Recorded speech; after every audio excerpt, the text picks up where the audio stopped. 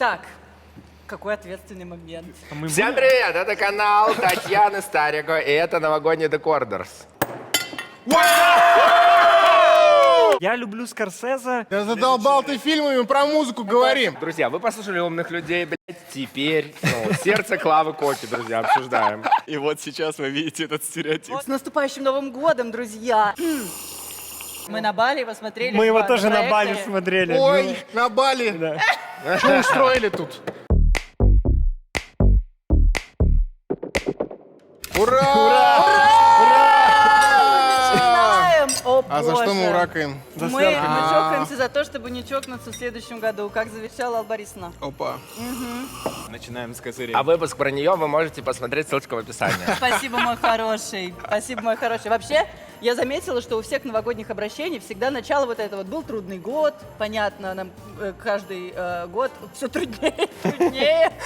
Но мы решили сегодня попробовать вспомнить все классное, важное, исторически важное, что было за этот год. Поп-культурная. Поп-культурное, потому что вы на шоу «Декодерс», с вами ведущий Даня Трабун и Таня Старикова. И у нас легендарные гости в этот раз. Итак, дамы и господа, боже, с кого начать?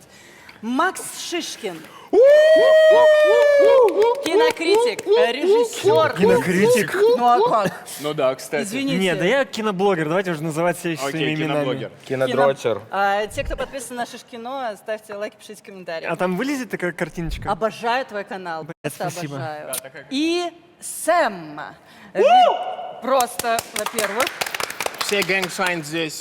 Всем нашим. Все здесь. Вообще у Сэма офигенный YouTube-канал Juju People, который Facts. офигенный про культуру, Black темнокожую culture. культуру в России. И это место, откуда вы узнаете кучу всего, что вы просто не знали про Россию. И очень интересно. И про черную культуру в России. Да. Мяс. Facts. Мяс. Да. Мяс. Гоша Карцев, друзья.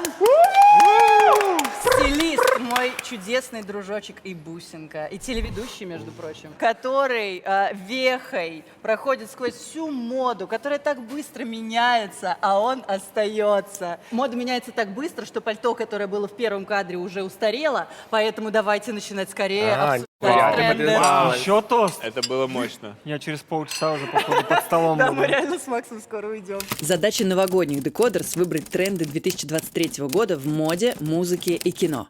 Каждому гостю будут приносить поднос, на котором есть карточки с номинациями. Участники за ограниченное время должны выбрать главную карточку и поднять за нее тост. Ну и, собственно, чтобы подойти к первому раунду, хочу рубрику «Поясни за шмот» очень сильно, потому что дресс-код нашей съемки был вещь года, и как бы кто как это Воспринял. принимал, да. В моем понимании это был, значит, какой-то айтем года, поэтому ladies and gentlemen. Во-первых, pantless trend, окей.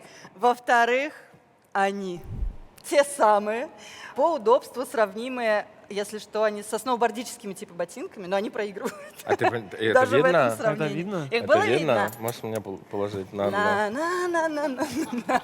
Даня, поясни за свой костюм С дырками, снежинки. снежинки, Я не, которые я вы не- вырезали в 3 классе. я не знаю, мы сильно обеднели, у меня в костюме есть дырки. А вот головной убор как-то вызвал конфликт уже, нет? Какой конфликт? Ты хочешь конфликт? Все, я понял, какая у нас съемка.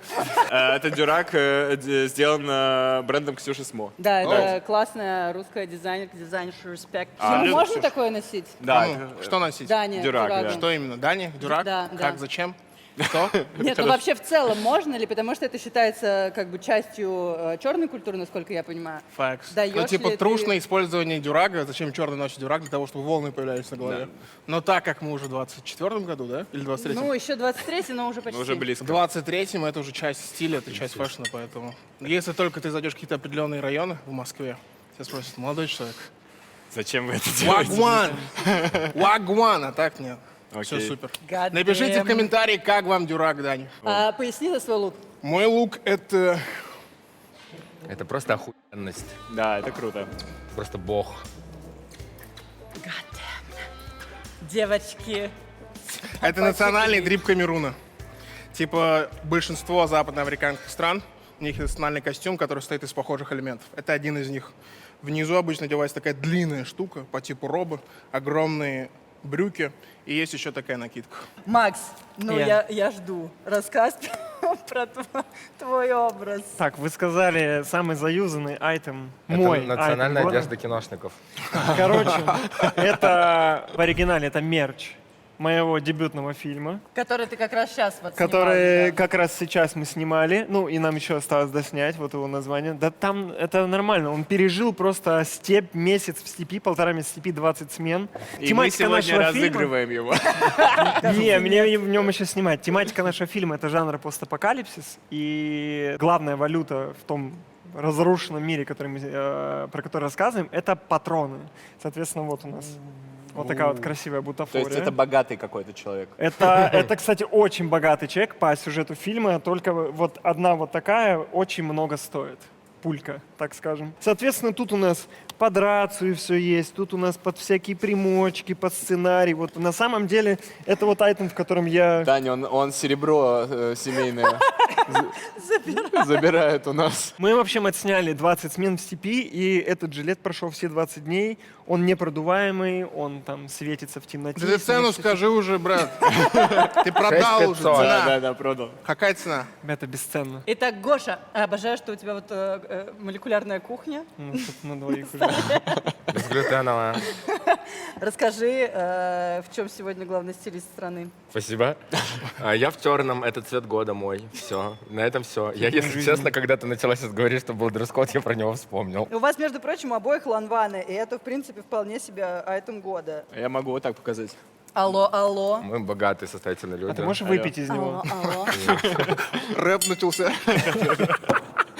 Итак, друзья, мне будет сложно Ты вот так сделала угоманивать. сейчас? Да. Алло, да? А, круто, я не понял. Сегодня мы будем обсуждать очень много музыки, клипов, сериалов, фильмов и фактов из моды. И даже в этом многообразии, и какой там хронометраж выпуска у нас получился, мы не смогли впихнуть все то, что мы хотели рассказать. Но, благо, теперь у нас есть телеграм-канал Decoders, в который мы сублимируем всю ту информацию, которую Даня написал в сценарии, но мы, к сожалению, не смогли впихнуть ее в хронометраж. Извини, мой хороший. У этого выпуска есть продолжение, и оно в телеграм-канале.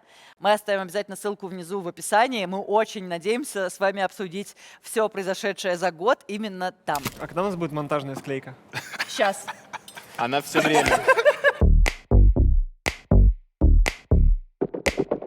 Кто-нибудь орешки хочет? Ты сказал не засматриваться в твою сторону. Ну, я Один- раздобрел. вот Хорошие люди. Я даже пошутить не могу. Про орешки? Да. Так. Нет, не так. В монтаже. Бедный монтажер. А как монтажера зовут? Первый раунд. Как монтажера зовут? Саша. Саша, прости. Да. Саша, мы тебя любим. Да, Саш, прости, давай, Гош. Первый раунд. Мода. Всем да, погнали. Сразу предупреждаю, у нас несколько категорий, поэтому даже мода достанется не только тебе. Да, и еще более того, это, как ты видишь, угадай звезду. Это раунд «Угадай звезду по фото». Классическая игра для канала Гоши Это. Карцева. Смотрите, они запарились, как сделал. Да красивый, правда. Декодерс. Мы сделаем такой комплект для вас, сделаем. Да, настольная игра будет.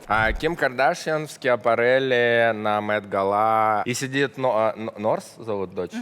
И просто при-дизайнеры бренда Скиапарелли жестко сосит этот наряд. Она говорит, мне не нравится твой наряд, но то, что ты что-то там выражаешь себя, это хорошо. Это знаешь. диалог дочери с матерью, но Да, наоборот. да. I like the pearls. I just don't like that it looks like from the dollar store. Это Боже. да, но при этом стоит главный дизайнер Скиапарелли, который просто в ахуе. Он уходит в соседнюю комнату и на камеру говорит, это мой самый главный кошмар, что меня жестко прожаривает 9-летний ребенок. It's like I'm being punked. Но я с ней, кстати, согласен, потому что блядь, дочь гения. Алиса, поставь таймер на 4 минуты 30 секунд. Уже 30 секунд прошло. Поставила таймер на 4 минуты 30 секунд. Жесть. Хантер Шафтер вышла в Энди Мельмейстер в охуительном наряде, просто лучше, это один из лучших нарядов в этом году, считаю, просто шелковая юбка и перо на сиськах. Это пиздец. Она когда вышла, у меня аж скукожилось все. Посмотрите, просто волосы, перо на сиськах. Ну, перо офигенное. А это чисто просто перо, Да. просто чисто. перо. Да, ты не видел этот наряд? На, посмотри. Ты понимаешь, это Хантер из «Эйфории». Она из эйфории, и еще она, подожди, она еще из новых игр. И она снялась в новых «Голодных играх». Вот Да. зачем нам, Прикиньте. кстати. Но она, мне кажется, хороший претендент на то, чтобы она была звездой года. Ну, давай смотреть дальше. Ну да, возможно. У да? нее же много выходов было в этом Да, году. конечно. У меня он... Значит, Рианна. Ей-ей-ей-ей! Камбэк Каждый раз, когда будет имя Это Рианна, я которая- буду говорить «у». Это которая беременная. Беременна. Ну, уже- Смотрите, Сэм, Рианна. Так. Ну, ты должен был что-то должен делать. Так я уже отреагировал. Блин, да. Значит, торможу. в этом году на Суперкубке выступила Рианна. Беременная. Многим почему-то не понравилось, кстати, выступление. Есть такие критики. Господи, это но в этом году было? Да, но... Это Супербол? Да, это был Супербол. Он в этом году был? Да. И на самом деле это было офигенно, потому что, ну, одежда вся эта, весь этот лук, Это он где очень крутой. сурдопереводчица там еще Да, расписано? Это да, всего лишь в этом году было? да. Короче, если говорить про комбинезоны, я хотел просто к тебе добавить, Гош, Давай, что очень это легко. не Кани, не совсем Кани, это рабочий комбинезон, это возвращение вот это Барбадос, рабочие районы и все такое, вот туда говорят. Но я технически могу сказать, что это 100% выбран такой цвет, потому что вся стилистика очень монохромная, все танцоры в белом, это культовая хореография. Забыл, как зовут девчонку, которая поставила хорягу, она супер Пэрис талантливая. Да, Пэрис, да, из... Гоша, как тебе беременная Рианна? Она будто бы подняла эту моду. Нет, классно, круто. Обнажать Нет, Рианна пузо всегда беременной стильная, просто. реально И всегда всегда беременная. икона. И всегда беременная, и всегда стильная. И прикольно, что она еще в кроссовках Маржела, по-моему, с Соломоном коллаба, да, и это один из самых крутых трендов этого года. В частности, я сегодня читал большой, готовясь к вам, релиз про то, как люди больше начали заниматься хайкингом и хайкинг в моде. Доджа Кэт пришла в Скиапарелли полностью в наряде из страз, ну как, типа в Вот я красном. помню. Уже Красный хочется цвет. сказать, выпуск про Доджу Кэт есть на нашем канале, Да, потому что он да, очень да. классный, и он вот здесь вот сейчас... 30 Это тысяч- было в этом году. 30 тысяч страз, да, в этом году. 30 тысяч страз Сваровский, вообще куча мемов, Доджа лучше, боже, храни Доджу. О, she's the devil. А вот это, ребят, я в рот ебу, кто это. Вообще понятия не имею. да. Угадайте, кто? Думай. Думай. Это Томми Кэш. Конечно. Я просто так угорнул. Это а что у него Томми написано? Кэш, да. Что написано здесь? Форс? Хром? А это Ром. не, Видимо, а это не на то? показе Хрома? Хром Немножко про показе. этот образ. На самом деле Томми Кэш на неделях моды в этом году был в каком-то бесконечном количестве странных образов. То фрилансера, то бодибилдера. Алиса, стоп. И самый злобный и самый скандальный у него образ был на Дизель-шоу, где он был с табличкой «It's expensive to have money», и он был в образе бездомного. И все такие, типа, ты чё вообще? А это какой из образов Арюна прожаривала, что он спиздил Стол. у кого-то? Про Томми всегда говорят, что он что-то там некорректно себя ведет по отношению к молодым художникам, откуда пиздят идеи, но все равно делает это круто. В целом я за ним, к сожалению, глобально не слежу, но мне больше всего понравился наряд, когда у него было больше всего ноутбук, здесь он на Хуго Босс Да, приходил, еще фрилансер. что-то. А когда он спал в одеяле? Итак, друзья, Гоша, важнейшее решение. Сейчас за одного из здесь этих людей Вы не мы поверите, поднимаем но тост. вот мы поднимаем тост за Хантер, потому что, блядь, это ну, как У бы, всех я люблю есть, у такое. всех есть. Извините. Формулируешь? У тебя 30 секунд на тост. Формулирую я. Дорогие друзья, блядь, я не могу рассказать, по какой причине я выбираю этого человека. Мы хотим секретов. Мы хотим секретов. Короче, какими яйцами нужно обладать Или орешками. или орешками, чтобы выйти в таком наряде на автопати Оскара, когда я буду снимать тысячи фотографов, и это станет мемом. Я читал пиарщиков, отчеты после, как они 3 недели охуевали от количества публикаций, которые им нужно было собрать в пиар-кит. И поэтому просто и круто, и не обязательно... А можно вопрос? Почему ты говоришь все еще так дерзко? Из-за того, что просто перо? Да, потому что на самом деле сложно выйти голым вот, ну, на крутую премию. По факту здесь реально просто на тебе 2 предмета, и это довольно смело. Ребята, первый раунд прошел. Вы чувствуете темп, какой взяли? Это Вау. круто, это круто. Обожаю, А Казахстан. что у Дани сценарий реально здесь прописан каждый выход Хантер Шаффер на каждое мероприятие. Есть жесткое ощущение, что Демна лютый с камер. Гош, ты согласен? Да, да, да. А в этом Просто году лютый был с с камер. игрушками вот этот вот Да, скандал, в да? этом году, да. Помнишь, они И это сделали... было в этом году? Да. Но мне больше Демна кажется с камер будто по айтемам.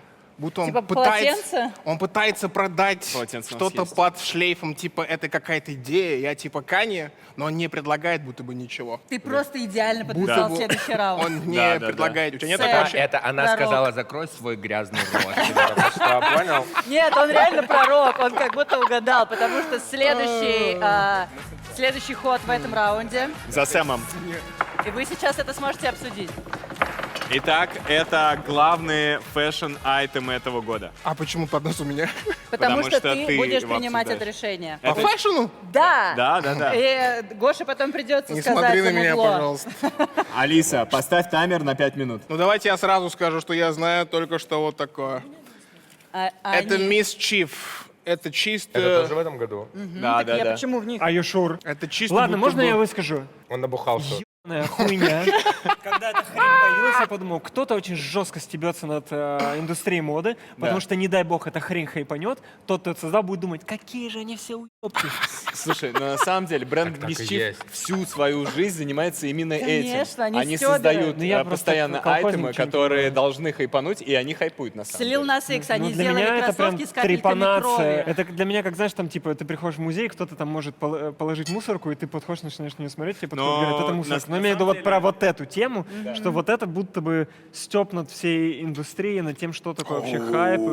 Ну, то есть, и не гениально, в смысле, а я прям когда это Короче, видел, это думаю, не дай фигня. бог, эта хрень хайпанет. Шишкин, Она это хайпанула. фигня, да? Идем дальше. Главное, чтобы вещь была мем. Да. Отсюда, поэтому вот эти вот блядь, платья голуби, сумки голуби, Ну, жабы, J.W. вот эта Андерсон. всякая хуйня, да, Но поэтому... это же музыканты тоже делают иногда какие-то крутые песни, а иногда прям вот чуть чисто для ступни не Даешь, сломаю. тебе нельзя есть в этой помаде. Они еще и тяжелые. Блин, отстой. Поправка по мейку. Смотрите, почему мне нравятся эти ботинки, кроме того, что я люблю ебанутую обувь. Кроме этого, Потому что это отсылка к Астробою, старому японскому Аниме. офигенному мультику. Я думал, это ноги Микки Мауса. Нет, это японский мультик, очень красивый. Это такой киберпанковский Пиноккио. И очень прикольно, как они говорят в пресс-релизе, они пишут про эти сапоги. Никто, естественно, пресс-релиз не читал, но кроме Дани Трибуна, конечно же. они говорят. Рассадите этих двоих, посмотри, что они делают. Да я Посмотри, понял что он уже. делает. Мультяшность — это... Шишкин, Я побольше слушаю. бога, Шишкин, ты что делаешь? Итак, Ты что делаешь? внимание, слушайте меня. Давай. Где моя камера? Мультяшность — это абстракция, которая освобождает нас от ограничений реальности. 350 рублей, и вы освободитесь от ограничений реальности. Почему 350 Долларов, рублей? У меня простите. вопрос. Тот, кто это надевает, они вообще слышали про Астробой? Тань, ты слышала про Кто как? Астробой? Я вот только что. Это тотальный проигрыш. Давай дальше. Пиксельные вещи, как читается этот бренд правильно? Лоэве. Лоэве. Полная фигня. Полная фигня, тебе не нравится? Все согласны? Но Лоэве сейчас в этом Гоша году качает очень много головой. эти пазл, Да, сумка. Гош, скажи, что ты думаешь Они про же это? бренд года Гоша, у были. тебя есть 15 секунд, почему это круто? Потому что Майнкрафт А, это круто. Нет, Лаева построен на вот таких вещах. Это часть ДНК, понимаешь? То есть они другие, они футболки делают просто. Они это создают для того, чтобы продавать джинсы, футболки, на которых просто написано Лаева. Все, А это вот эта маркетинг. пиксельная тема, в чем ее фишка? Это... А у них все такие, у них нет просто вещей. Но это не просто пиксельные, это айтемы оригинальные Лаэвы, но пиксельные. То есть они сделали вещи, смотримся? которые у них обычно есть, отлично смотритесь, которые обычно у них есть, но в пиксельном формате. Ну ладно, пацаны говорят, что фигня, да? Шишкин, Шишкин. Мне нравится. Идем Мне дальше. кажется, что там дальше свидетели с Фрязина верхние. Нет, но я был близок. Свидетели связи. Так, давайте это. Пластилиновая коллекция J.W. Anderson. Yes. Who the fuck is J.W. Это Anderson? креативный директор Лаева. Вместе. J.W. любим тебя, идем А что дальше. из этого, пластилиновые шорты? Все пластилиновое. А, все из пластилина? В чем фишка? Прикольно то, что ты чувствуешь себя ребенком. Вообще сейчас вся мода супер инфантильная. И мне кажется, что вот этот прикол, даже приглашения были наборами пластилина для гостей. Трусики Миу-Миу. Да, мы хотели сегодня пайеточную надеть, но мы решили, Давайте она что выиграет, потому красная что я всё-таки очень люблю надо. эту актрису. А кто это? Эмма Корин. А, Она сыграла принцессу Диану в «Короне». Так, вот такой реально? аргумент. О, лютый сериал. И она сейчас играет в «Убийство на краю света». Она просто выглядит. охуительная. А в чем Расскажите, в фишка чем этой прикол темы? трусиков? Да, я вот не понимаю. Я понимаю Блядь, это красный... Сэма под нос. Слушай, ну просто классно, что это Кендалл Дженнер начала вот этот вот Фишка Эммы пентлес Коррин. тренд. Всё. Она стала ходить в пиджаках и как бы в колготках. А в чем просто. из трусы, из чего? Да Тоже- нихуя, это не Поэтов. она начала. С чего Ну, а это кто? она А начала? кто? Сначала Сен-Лоран вообще говорит, пиздуйте его. Да что, это уже 100 лет есть. Трусы на подиуме, серьезно? Ну, пентлес тренд. А почему это пентлес, если она в пенс? Она в трусах. А почему пен? Пент — это штаны. А, без штанов, типа. Ну, Do you блядь, speak реально. English? Нет. Легкий, нескучный английский произошел сейчас. И А щас ссылочка будет победитель на канал? нашего Блин. вечера. Окей. Это единственный хай-фэшн, который я понял в этом году. Это потому, что был сделан для пацанов. Это жидкое платье на Белли Хадид. То есть, блядь, жидкое платье, окей. Ты видел видос? Конечно. Очень Вот. красиво. И Это это искусство. Мне не Лютый понравилось. стиль. А мне не понравилось. Слушайте, а вы уверены, что это реально этот год, а не коллекция прошлого года с... Ну, которая показ 23-й? был в этом году. Показ Да, был да, именно в да. этом? Я могу один раз ошибиться. Давайте выпьем за чудесную Беллу Хадид и за очень футуристичное. И, что очень важно, мне кажется, в этом перформансе, что оно самое живое из всех представлено. То есть такое я могу представить лет через 10 запросто. Это технологии, которые строят на тебе твою одежду. Плюс Белла Хадид шикарная женщина. За Ой, шикарных это факты. женщин в этом году! Ну, за такой грех, конечно, Да, да, опять не нужно, поверить. нужно встать. Вы не будете ходить? Простите. Смотри, что Спасибо, это Шисон. идеальный чехол для бутылки. Какой фэбрик. Ссылочка в описании. Да, просто у Старика уже второй бокал, она очень мало пьет, я поэтому... Чем это все закончится, Только не мне споткнись. интересно. Та самая новая юбка от французского дома Balenciaga в виде махрового полотенца за $925 в скобочках за 84 тысячи рублей. Курс представлен на данный конкретный сегодняшний вот этот вот момент. Я вообще не знаю, какой он будет через 5 минут. Если вам кажется, что $925 это достаточно много для юбки, которая выглядит в точности так же, как полотенце, я хочу обратить ваше внимание, в цену входит 2 пуговицы на талии, 2 пуговицы на талии, 3 пуговицы в талию, 4 пуговицы в анталию, регулируемый пояс с пряжкой внутри и логотип, вышитый тон в тон спереди, так что его даже практически и незаметно.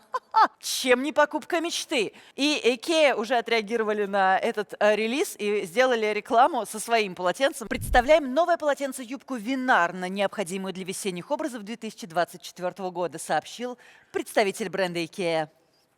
Далее прогноз погоды. Следующая рубрика внутри нашего раунда про моду. Поднос. Ага, так это все еще мода? Кому Последняя Шишкину? мода. Это последняя мода. Мы очень хотели, чтобы Макс Шишкин что-нибудь выбирал из моды. Вы гоните? Идите Да. нахуй, реально. Идите нахуй, я просто буду Тебе- игнорировать у сидеть. тебя Я уже у вот тебя тут будут вот. стрелы. У тебя тоже у тебя будут классные Не, но рубрики. я вообще... Алиса, поставь таймер на 5 минут. Макс, нужно будет прокомментировать каждую. Я понимаю, но мне очень нравится этот показ Скиапарелли. Мне он очень понравился, правда. Он, во-первых, очень мемный, особенно там же еще Покажи в камеру. Кайли, Кайли да, еще Дженнер вышла. была. Вот она выглядела очень смешно и кринжово, а вот именно почему-то с Иринкой мне очень залетело. Вот это вот И подруга, которая сидела, смотрела. Ненавижу балетки, простите. Обрати внимание на название карточек. Ты понял, что это «Возвращение балеток 4» это типа как будто фильм так называется. Мы специально тебе писали. Это мы очень думали, что мы смешные, когда это делали. А я не видел это. Там падали модели? Да. А я видел нарезку, видимо, в Reels. 3 показа, которые я помню. Позапрошлогодний А показ. если я тебя за сиськи буду трогать, это нормально? блядь? Прошлогодний Харассмент. показ, в котором модели падали. Ну, знаете, вот этот мем про то, что модели падают на показах. Ну. Прошлогодний показ был тоже какой-то...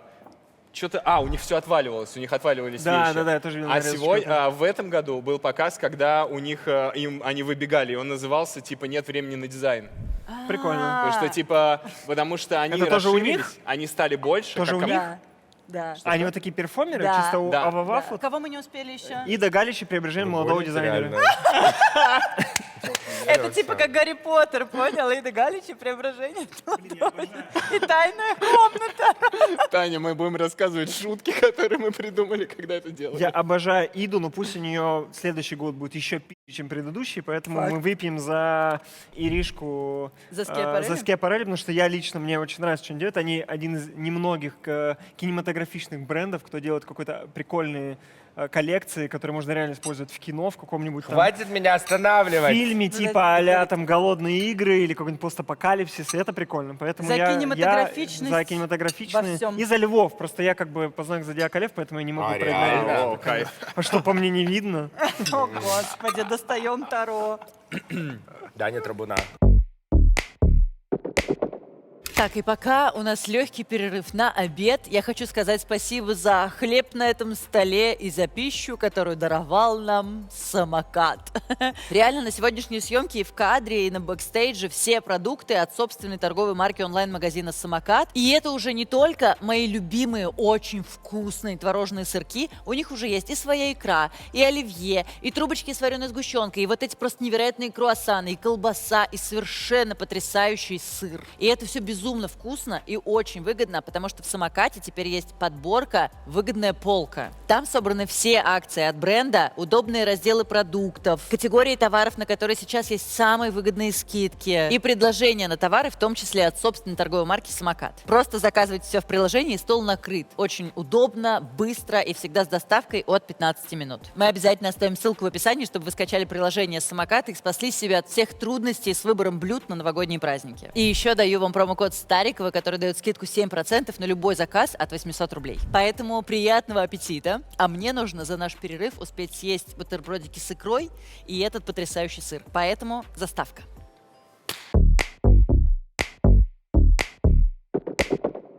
Это второй!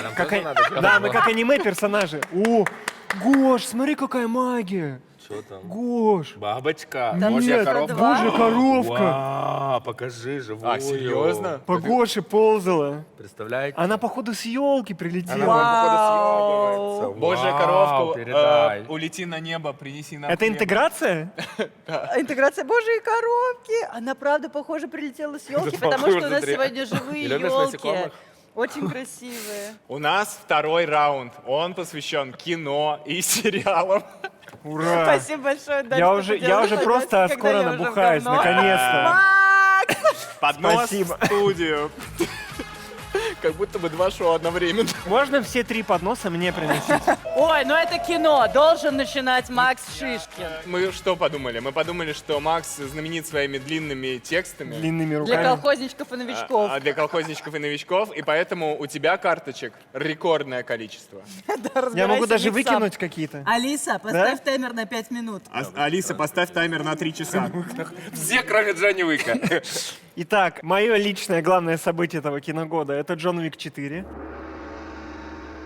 У меня так и начинается текст, который я вел несколько недель про Джона Уика. Он так называется. Первый самый текст «Отъебитесь нахуй от Джона Уика». Да, кстати, реально. Потому что любой человек, который будет смотреть Джона Уика, говорит, что ему скучно, что он не верит в происходящее. Иди нахуй. Потому что это Джон Уик, это весело, это интересно, это прикольно, это красиво, это профессионально. И это, еще раз говорю, это очень весело. Поэтому человек, который не может развлекаться на Джоне Уике, говорит: сценарий слабый. Ты что, какой сценарий? Там Киану Ривз выполняет около 3000 выстрелов. Чувак падает там с лестниц, там несколько сотен ступенек. Там есть вид сверху, где стреляют дыханием дракона. Там есть Токио, есть, блядь, драка на дискотеке, сука. А кого ты выбираешь, Брюса или Киану? Какого Брюса? Уиллис. Крепкий орешек. Ну это запрещен прием, мы все знаем, какой проблемой столкнулся Брюс. Да. Поэтому Ну, мы это две отдаем, легенды боевиков. мы отдаем почтение, конечно же, Брюсу, и пусть у него и его семьи все будет хорошо. Но мой краш — это Киану, поэтому... Киллер Финчера. Ну, я на самом деле, как фанат Финчера, был разочарован, потому что финчеровские фильмы обычно приносят тебе катарсис, после Абсолютно. которого ты думаешь: охуеть, это очень грамотно, это очень мощная режиссура, это очень, Стерильно. это шикарный ритм. Ты прям ни на секунду не останавливаешься, ты прям Какой сидишь, задрот, и обожаю. тебя ебашит. Ты смотришь, смотришь, да. ты не можешь остановиться смотреть. Но ничего когда фильм нет. заканчивается, Да. ты такой: мех. Да, Следующий да, фильм включить да, да. на сегодняшний вечер. Поэтому откладываем Джон Уик еще раз. Но, кстати, вы видели? Ну, конечно, вы видели. Можно... Алиса, выключи таймер. Да, можно я улыбнусь, когда вышел вот эти обновления Телеграма, мне присылают эту картиночку и говорят: смотри в углу слева. Я, блядь, смотрю, и там аватарка канала. И я такой, чего нахуй, блядь? Я просто охуел. Поэтому вот это микропризнание, вот это вот. Yes. Мясо. «Убийцы цветочной луны» я посмотрел. Я люблю Скорсезе, но я как бы не в восторге. Я реально ощутил все 3,5 часа. И я, в принципе, мне не понравился «Ирландец», поэтому это, наверное, богохульство. Поэтому я даже не могу ничего обсудить. И это первый раз, ну не первый раз, но один из редких случаев, когда я смотрел фильм, видел Ди Каприо, и все говорят, Ди Каприо, лучшая роль в Карелии. Честно, в Карелии, я сказал. Лучшая роль в Карелии. Но я считаю, что можно его реально заменить на того же Джоэла Эдгертона, и ничего бы не поменялось, потому что это не настолько крутой материал, на котором можно было раскрыться. Извини. Ди Каприо и Де Ниро в кадре, и ты не испытываешь трепета легенды в кадре. Короче, я разочарован. Стоп, Да. быстренько покажи Де Ниро. Спасибо. Короче, в чем вообще феномен? Потому что это первый случай, вообще первый в кинематографе, А можно без когда... спойлеров? Я Барби не смотрел. Конечно, без спойлеров. Да, блядь, спойлеры? Чё? Спойлеров Барби. Короче, это первый случай в кино, когда люди сами на мемной базе расфорсили и разрекламировали типа фильм, который не должен был собрать деньги за счет того, что его присовокупили к другому фильму. Мне просто часто говорят те, кто не особо следит за индустрией, что вбросили очень много денег в рекламную кампанию. Но прикол в том, что, во-первых, это разные компании, это конкуренты. Это конкуренция. А нет такого ощущения, что они уже в какой-то момент договорились? Это идти дальше невозможно. вместе? Это невозможно расфорсить. В чем фишка вообще вирусности? Когда кто-то к вам приходит из какого-то агентства и говорит, мы возьмем вирусное видео, это пиздец.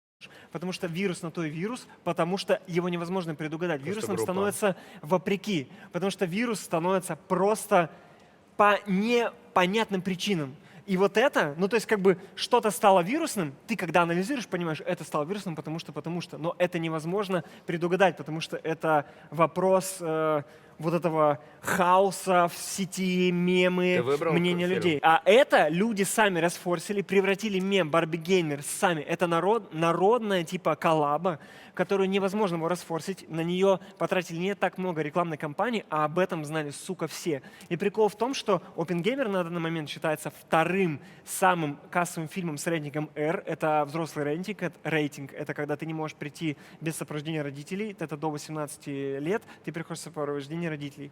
Самый кассовый фильм — это «Джокер». Он собрал миллиард, что-то там Это до типа за 100. всю историю, ты За всю говоришь? историю. А этот фильм собрал 980-970.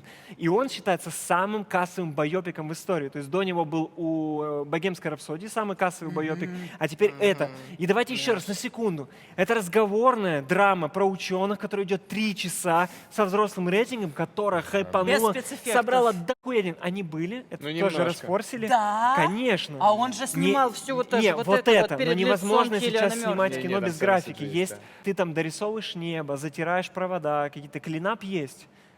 Ты его снимаешь? А Барби — это просто сам прикол, что, окей, это как бы франшиза, кино, снятое по знаменитым куклам, бла-бла-бла-бла, но весь прецедент в том, что это единственные фильмы считаются кассовым успешными, а это вообще 1,5 миллиарда собрал, которые не являются сиквелами и не являются частью кинофраншиз.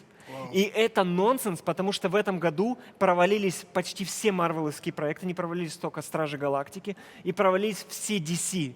То есть супергерой впервые за господство в кассовом прокате на протяжении 10 лет провалились Богу. и выиграли, по сути, эту кассу. Бит, у меня аж мурашки, смотри, не Ну, правда, я И это поняла, что такое женский оргазм. мне Это кажется, на этом оригинальные проекты, которые собрали кучу денег. Что за брос? шоу. Я просто участвовала в шоу, где мы очень долго обсуждали женский оргазм. И вот теперь я поняла, как до него дойти.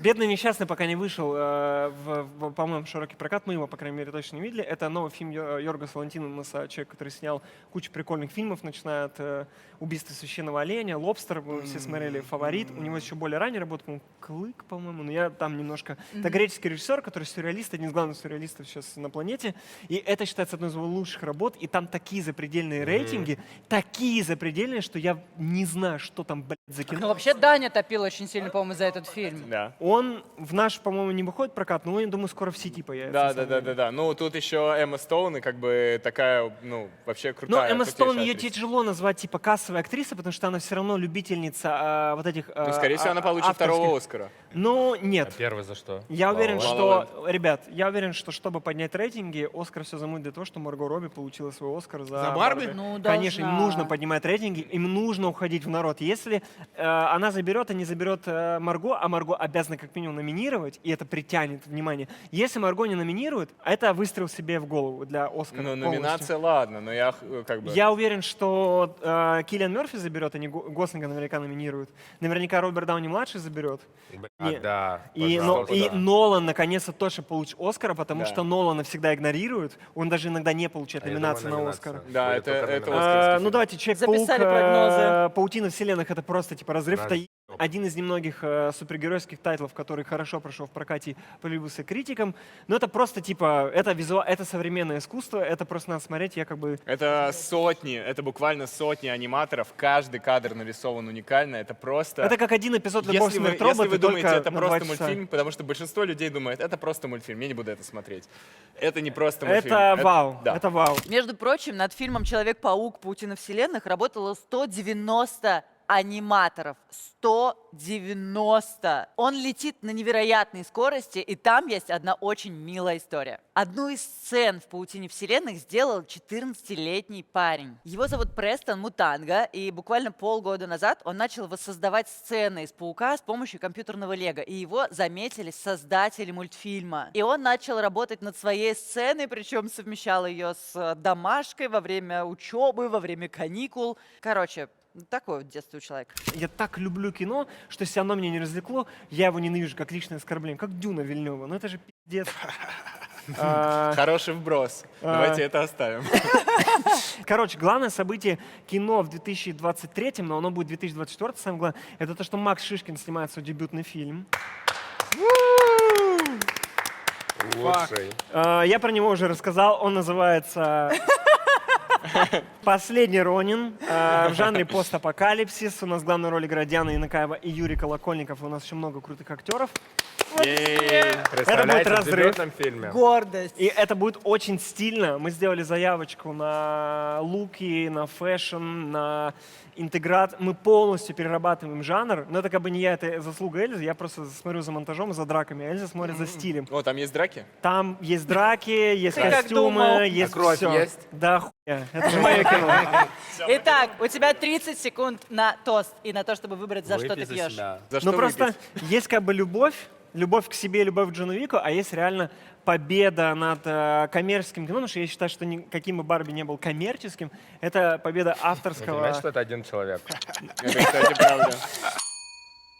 Сэм, за что Я ты бы просто, ну выпил? короче, я пью за... Шишкина. За Шишкина. Шишкина, За Даня? Ну Шишкина. все, Прям за Сэм, Шишкина. ну, Я За тоже Шишкина. За Шишкина. За Шишкина. За Эльза, поздравляю. потрясающие победы и за то, что вы решились это сделать. Сколько тебе лет? Мне 34. У тебя в 34 начинает сниматься дебютный фильм. В 34 года. Я запустил его в 33, когда мне было. Это был мой договор с собой. В раунде кино. Под раунд, как мы догадались их называть? Рубрика. Рубрика Догадались. сериалы. Ой, ёпт. Одно в студию. Сэму. Сэма. Человек, который ненавидит сериалы. Да. Да. Сам я подскажу. Почему? Тут сериалы, которые я не... ну ладно. Как я с первого захода вытащил единственное, что можно смотреть. Вот ты можешь рассказать. Это Swarm. Мне не понравился вообще. Вообще ты чуть ранее... Как зовут режиссера, который «Лобстера» снимал? Лобстер? Да. Йоргос Лантимос. Ты сказал, что он сюрреалист, да? Да. И вот эта история афросюрреализма. Афросюрреализм — это история, которая захватывает черное искусство, как в плане музыки, так и в плане сериалов последних несколько лет. Самое большое, что вы видели в афросюрреализме, это «Атланта». И «Swarm», по сути, это как реверанс Атланте. Те же создатели. Те же Дональд Гловер. создатели, Дональд Гловер за рулем. Та же история. В чем вообще фишка афросюрреализма? Афросюрреализм целится на то, чтобы показать, насколько сюрреалистичный экспириенс черного человека внутри белого мира. Поэтому все эти заходы, вся эта мистика. И очень важный момент в афросюрреализме — это то, что любая история, которая есть в афросюрреализме, это история из жизни.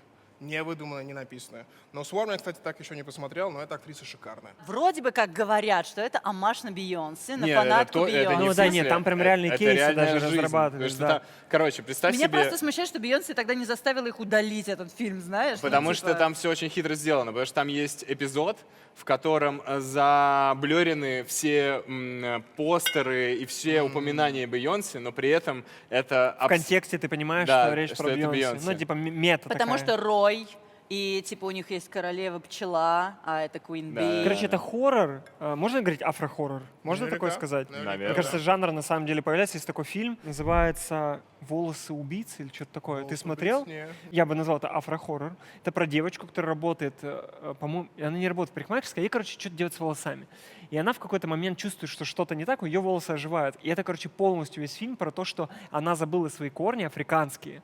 И там какое-то древнее проклятие. И он охуенно Вот стильный. это хороший пример в том смысле, что чуть ранее я сказал, что любая ситуация из афросюрреализма, она из реальной жизни. То есть для женщины черной и волосы — это история, которая очень тесно связана с личностью. То есть любая черная женщина, будь она в Африке, в Америке, в России, для любой черной женщины волосы — это история трудностей, это история, как заплести, найти крема и так далее и тому подобное. И поэтому, скорее всего, они завязывают с ее волосами. Вот там она приходит в парикмахерскую, ей делают прическу, ей, по-моему, от афро пытается, по-моему, сделать прямые, если не ошибаюсь, потому что она в какой-то класс. офис устраивается. И ей очень больно, ей там прям, ну, это прям боди-хоррор, часть боди-хоррорная, именно прям тебе, ну, неприятно смотреть. Волосы убийцы. Да, ты когда сказал про афросюрреализм, Да. есть же появился, ну, мы понимаем, афрофутуризм в Вот «Черной это пантере». тоже. В целом эти два жанра, они всегда идут бок о бок. Афросюрреализм и афрофутуризм. Цель афрофутуризма — показать историю человека вне контекста вот этих, скажем, Алиса, стоп! этих печальных исторических событий. То есть показать, что было бы с черным человеком, с цивилизацией черного человека, если бы туда не вмешались другие силы. А цель афросюрреализма — это показать, как живет черный человек внутри вот этого белого общества. И поэтому очень часто эти два жанра идут бок о бок. Это прям мясо. Это мясо. «Проклятие». Не знаю, что это такое. Это новый сериал, Да, он сейчас охуенно. выходит, это от создателей, от братьев Севди, люди, которые сделали «Хорошее время» и «Неограненные драгоценности». Это сериал про семью, которая делает Реалити-шоу. реалити-шоу. Реалити-шоу про улучшение района, улучшение комьюнити, улучшение домов. И живут они в таком экологичном доме, который зеркальный. Это смешно, потому что это как бы... я читал там какие-то всякие ревью, и одно из ревью — это про то, что они живут в глассхаусе, они живут в стеклянном доме. Вот. Они абсолютно оторваны от той проблемы, которая есть. А проблема, ну, они живут в бедном районе и пытаются сделать из этого вот шоу. Я же не смотрел, просто я люблю более-менее бинж-вотчингом, ну, залпом смотреть. Да, фильмы. да, Говорят, он что выходит, к фишка сожалению. сериала, что его очень неуютно смотреть, что Это он намеренно самый- кринжовый, что ты смотришь, тебе прям... Но и репетицию Просто, тоже сложно подряд просто, смотреть. Просто очень коротко. Блядь, Это пожалуйста, мастера не получится. кринжа. Все молчу. Короче, репетиция, это я посмотрел в этом году. Ты не смотрел репетицию? Не. Репетиция — это тоже ебать, шоу этого же просто- комика. Это я смотрел с подругой, которая вообще вне поп-культуры. Мне постоянно приходится объяснять, кто такая Бьорк, например. Вот такая вот, типа, ребята настолько? нихуя не знает вообще. И мы с ней вместе смотрели, и ее прям тошнило от репетиции. Я в ахуе. Ну, Это то есть это сериал? прям... Да, это современное искусство, это Но не сериал. это короткий, тот самый вот сериал, у которого Это не будет перформанс, продолжения. это вообще Это не перформанс, сериал. реально. То Это есть, типа когда ты думаешь- реалити-шоу, Когда ты но- думаешь, что это типа форма сериала супер избитая и понятно, и тут еще божья коровка реально, то вот репетиция — это просто разъеб. У меня голова просто охуела. Я жду очень сильно, Чтобы всё потому что посмотреть. Нейтан разъебный чувак. Так, ладно, идем дальше. Это А точно. еще, да, это ну The Last ладно. of Us. Last of Us я Это полностью сериал, который снят... не А твоя тоже рубрика. кажется, как будто в прошлом году, Да да? вы шутите? Да. Да. Не, я, Нет, кстати, у меня с хорошо него помню. начался год. Мы его- Мы на Бали его смотрели. Мы его на тоже на Бали проекте. смотрели. Ой, на Бали. Да. Что устроили тут? Мой. Нормальный контент. Нормально сидели. Ой, я на Бали смотрел. Тань, Мне На кажется, Бали. Last of Us за я- богатую жизнь. На этой теме плавно хочу перейти к бифу. Я не знаю, что это я такое. смотрел Я обзор. объясню плюс-минус. Я как бы не в той когорте, кто прям верещал, что это гениально, но это очень круто. Во-первых, это прикольная репрезентация азиатского комьюнити. Вот на этой теме. Да, я И- остановлюсь чуть-чуть на этой теме. Давай. Потому что очень часто я вижу комментарии из разряда того, что вот, голливудские фильмы, голливудские сериалы берут черных всех подряд, людей нетрадиционной ориентации, азиатов, киборгов, надо всех Это запихнуть. называется повестка. Это Это чушь. также, это все так Повесточка. показано. Это чушь, я чушь. согласен. Я смотрел очень крутое интервью с Сэмюэлом Джексоном, и он рассказал историю того, что мы выросли на Голливуде, который был очень зашоренный. В нем были очень большие шоры. Ты там, я не знаю, чуть полный, ты не можешь попасть на главную роль. Ты черный, ты не можешь попасть на главную роль. Ты азиат, ты не можешь попасть на главную роль. А сейчас выросло поколение американцев в этой индустрии, которые рассказывают свои истории. И это, как мне кажется, один из самых главных коньков Голливуда. Почему, условно говоря, Голливуд все смотрит? Потому что кем бы ты ни был, из какой бы прослойки общества ни был, индус, русский, черный, азиат, киборг, ты найдешь свою историю. И что очень важно в примере Атланты или того же Сворма, что сейчас, если ты смотришь историю про черного человека, черный человек сам его делает. То есть если бы Атланту сделал бы, я не знаю, Гай Ричи, Скорсезе, оно бы никогда не получилось таким аутентичным, как когда его делал Дональд Гловер. И что очень важно в этой теме, что только сейчас мы можем увидеть историю азиата, условно говоря, low-class и high-class. Да, В старом да. голливудском кино Да, мы бы абсолютно. не увидели азиата в другом И классе. я считаю, это с что в «Паразитов» поп-культурном началось, нет? смысле... Не, в целом вот эта вся волна про осознанное течение и про то, чтобы дать И это людям свой иммигранты. голос. И там, понимаешь, тема иммигрантов, и она именно, она как бы кричит не в стиле «бедные иммигранты». Она уже именно рассказывает о людях. жизнь.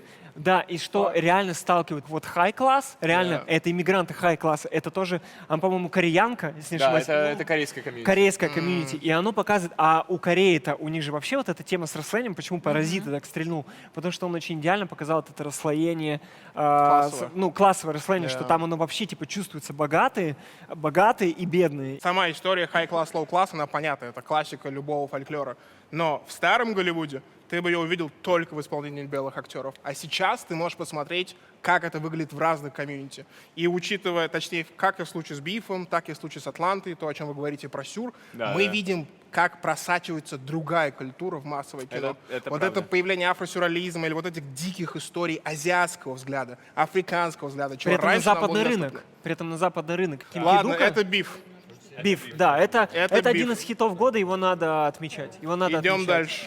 Кибердеревня. Классная тема, наверное.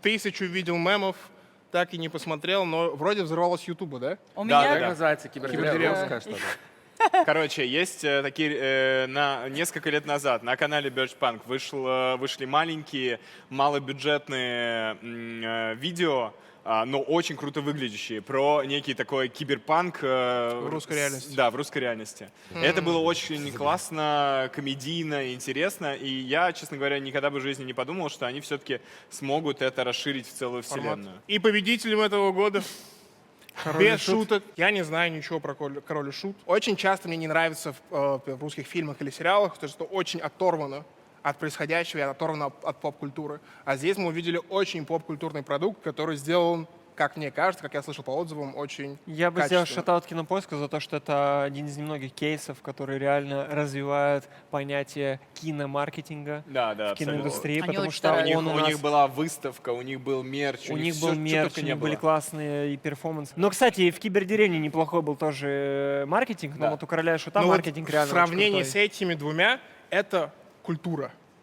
Это Да. классно, это придумано, но это культура. Ну, это уже больше легенда такая, Но уходящая я из согласен про поколения культуру. в поколение. крутой. Но я бы на и стороне музыка. Кибердеревни стоял. И я бы добавил еще, что если говорить про Король и Шут, что это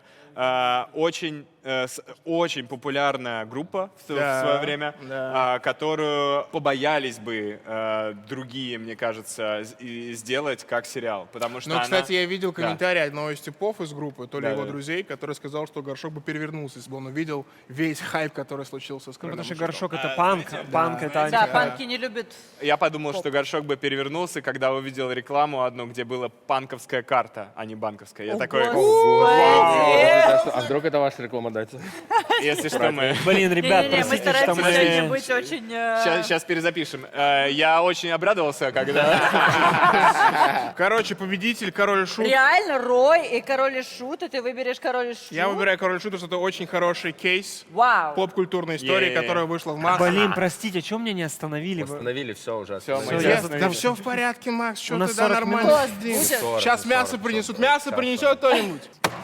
Итак, поднос Гоше Карцеву. Токсичная? Нет. Нет, Мама, ничего давай. токсичного у нас нет. И это рубрика в раунде кино и сериала про реалити-шоу.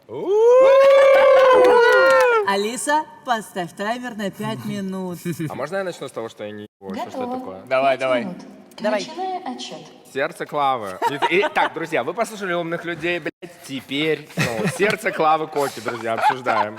Значит, что мы имеем?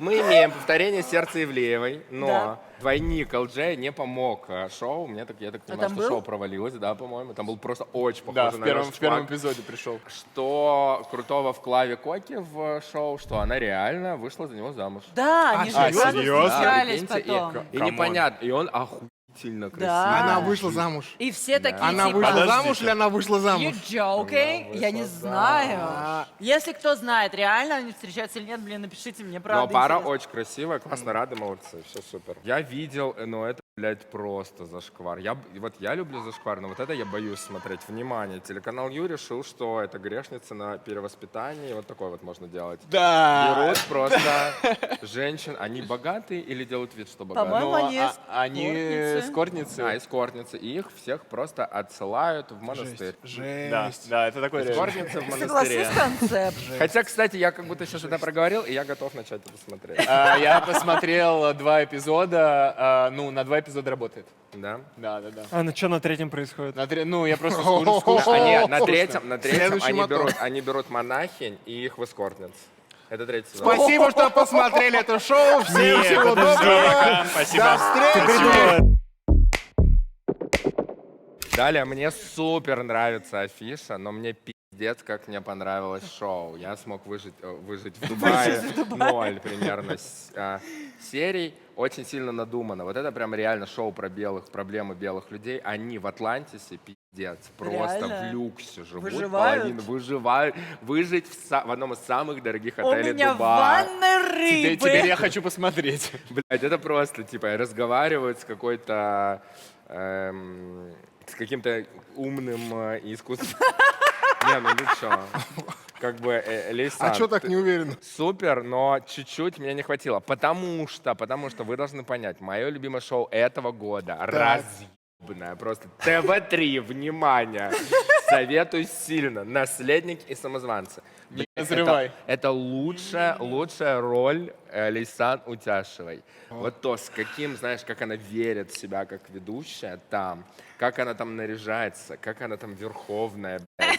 И Дава с Айзой Долматовой, Олегом Верещагиным, блядь, каким-то чуваком из ЦСКА или блядь, Анар, откуда-то. а Это кто? Коваль. Нет, подождите, там прям жирный состав, Да. и они все ругаются. Айза рвет на себе парик, стучит. Короче, это мафия с тупорылыми испытаниями, фантастическое шоу, но, к сожалению, второго сезона, видимо, не будет. Да, ты так хотел в нем участвовать. Я это молю, пожалуйста, снимите. Это охуенный контент. Если вы любите игру «Мафия», то вот это прям... И самое крутое в этом, что это не франшиза, что это придуманное шоу. Ну и, конечно, классика, дорогие друзья. В этом году мои ебаные друзья подсадили меня на шоу, которое мы называем «Витя Виталя». Потому что там есть джингл. А мы можем его вставить сюда? Давай. Никто не понимает, даже люди, которые участвовали. Там вот есть- Я уверена, что там человек орет «Витя, Виталя» в заставке. Это звезды в Африке, дорогие друзья. Я обожаю. Мой любимый момент, типа, звезды хуя в Африке. Вообще непонятно, зачем они там. Непонятно, почему их туда привезли. Потому что все испытания с Африкой никак примерно не связаны. Единственное, что там происходит, это типа поцелуй аллигатора. Аллигатор. Ну, а там Это в насекомые. Там его зоопарке. вот так вот несут его просто, знаешь, на поводочке. Сколько тут кринжа. Подводки Ольги Бузовой. да. Это просто отдельный вообще. А то, что у них экстрасенс пришла в этом выпуске Это и просто угадывала. пиздец. Интеграции майонеза Ряба. Мы должны это блядь, посмотреть. Я молю. Где это, Просто блядь, показывают По всё? ТНТ. Это главное шоу ТНТ. Там есть битвы сезонов. Это просто, это очень Алена Водонаева Я на уже каяке. хочу коллабу «Битвы экстрасенсов» в А это Африке. есть, они там участвуют. Они реально, я тебе говорю, экстрасенс туда пришла, Алиса, Алиса, стоп, стоп. мы даже уложились. Она экстрасенс еще Гениально. пришла туда и такая, я сейчас угадаю, кто из этих участников здесь присутствует. И начала выкладывать карты, переворачивать лицами Да, вниз. да, Тех, как кто здесь. типа сейчас не И всех здесь. отгадала. Уберите детей из кладбища. Вот я бы ради такого Но посмотрел. я бы поднял, во-первых, мне очень понравилось, как Лисан вела, и это, наверное, одно из лучших шоу, которые делали. Жалко, что провалилось. Почему Возможно, провалилось? если Все смотрели. Кто все смотрели, блядь? Ты Ты? смотрела? Кто-то Да, я смотрел? посмотрела. Я упала в обморок Кто-то в смотрел? июне и поняла, что я что-то, кажется, очень много работаю. Это реально посмотрел наследие? Да, и я села смотреть «Наследников самозванцев», и сразу за ними «Звезды в Африке» первый сезон. Я Ты прям не вот так вставая вот с пола подряд. это включила? А? Ты не вставая с пола это включила? Я поднимаю этот тост за то, что я так много времени потратил, чтобы мой мозг отдыхал. Может быть, я тупой, поэтому я смотрю такой контент, но пиздец, блядь.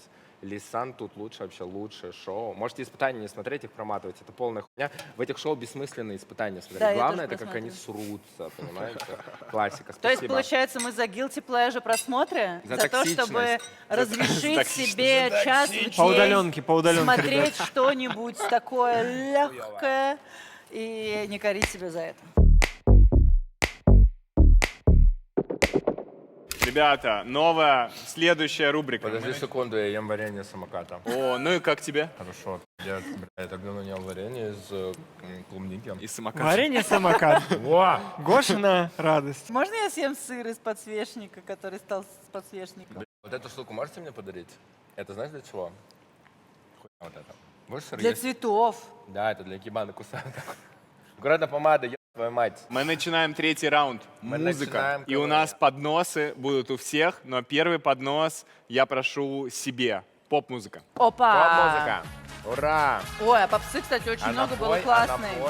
Валю карнавал. Блин, умоляю, сделайте это информативным. Алиса, включи Анна Асти царица. Алиса, стоп. Алиса, включи Валя карнавал. Рано. Русская поп-музыка у кого будет?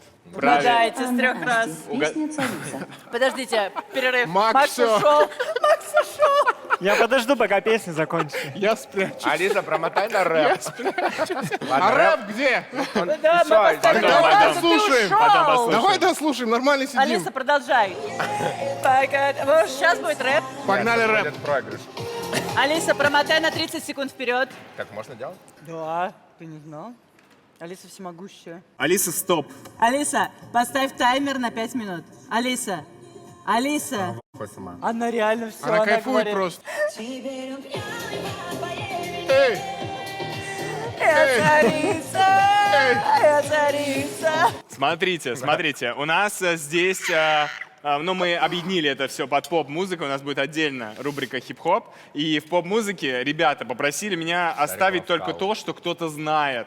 И поэтому мы оставили Оливию Родриго, Джеймса Блейка и Троя Сивана, Это хотя... поп-музыка, по-твоему? А что Ты это? Что, блядь? А что, Оливия Родриго, это Но. кто? А Рок? как Блейк там оказался? Подожди, Можно стой, что стой. это? Именно за этим он и Фанк? оказался, чтобы ты отреагировал. Ах ты, сучий, потрохатый. Алиса, поставь таймер на минуту. Что если я нихуя не знаю? Ты не Одна знаешь, что такое минута. Джеймс Блейк? Ну Начиная я отсчет. слышал это имя. Это мой любимый. Я самый знаю, что это музыкант. твой любимый из-за твоего телеграм-канала. Да, Просто расскажи лучший. про Джеймса Блейка. Сэм такой, ну я тут. Нет, Короче, Джеймс легенда. я просто... Это человек, под которого я могу... Я его слушаю каждый день. Каждый день. Под него можно грустить, типа Принимать реветь, душ. работать, трахаться. Вообще, он подходит... По под Джеймсу всё. Блейку можно трахаться? Ну, под последний альбом. Ну, скорее Под последний заниматься альбом. любовью. Под последний альбом. Под По последний Джеймсу альбом. Блейку? Все, пробуем. Пацаны, 24-й год. Врубаем Джеймса Блейка и трахаемся. Но знаете прикол? Я альбом не слушал. Не слышал альбом? Нет. Как так? Это Ты же его обожаешь. первый танцевальный альбом Джеймса Блейка. Не первый, потому что был EP Before, и он весь танцевальный. Там Он тоже 4 трека, да. танцевальный. ЕП? Да. ЕП. Не EP разве говорят? Нет, говорят, ЕР. индивидуальный Ер. предприниматель. ЕР. Вообще Джеймс Блейк очень меланхоличный, вы знаете это. Но в этот раз он выпустил танцевальный альбом, полноценный LP. Вот. И что еще можно сказать про этот альбом, что, как всегда, это все равно альбом терзаний, рефлексий и все такого прочего. Есть Короче, ощущение, что в этом году очень быстро набирает оборотов Fred Again. И есть Да. ощущение, Да. что вот этот альбом — это как ответ Джеймса на набирающий популярность Fred Again. Потому что Fred Again больше такой танцевальный, да, больше светлый, согласен. и да, да, он да. такой, типа, я тоже так могу. Еще я недавно пересматривал фантастический клип, где играет брат Билли Айлиш. Как его зовут? Финиас. Финиас. О, это крутой клип. Да, удивительный, где он ему очень сильно завидует, и мне кажется, что у Блейка все хорошо с самоиронией, вряд ли он ему ответ делает, потому что Блейк был первее, чем Фред Аген. Факт. Но это разъеб. Так, у нас кончился таймер. Даня выбирает, за кого мы из них не пьем. Ну, все Подождите, понятно, а все кто там понятно. еще?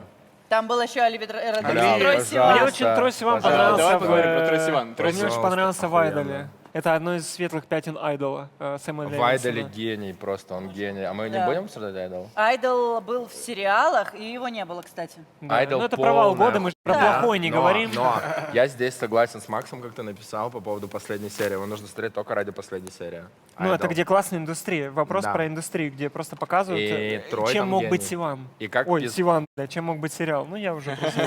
Третий. Да я уже Давай, Сиван. Макс, Или Макс, пятый Макс. Ты уже бокал, насиванился. Я Макс, уже Макс. насиванился. Насиванился.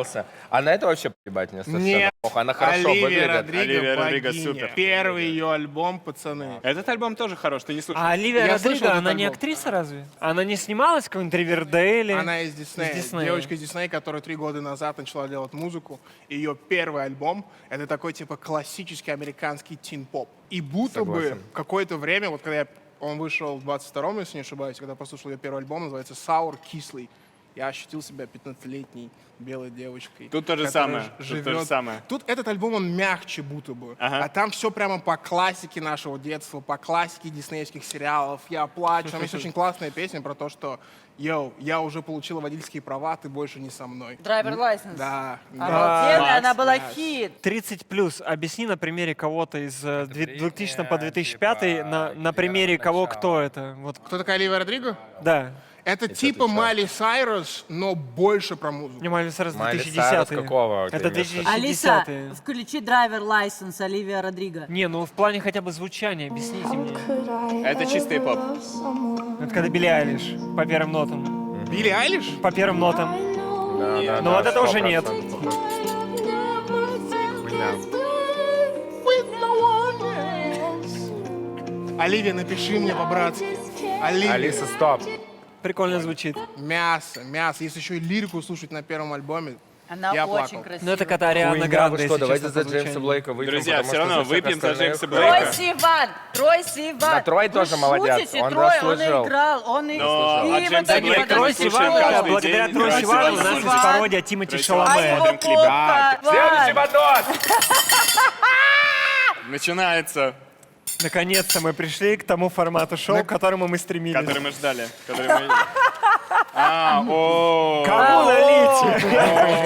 А нет, у меня вино, подожди, сейчас я допью. Налить Просто тебе? лучше. О.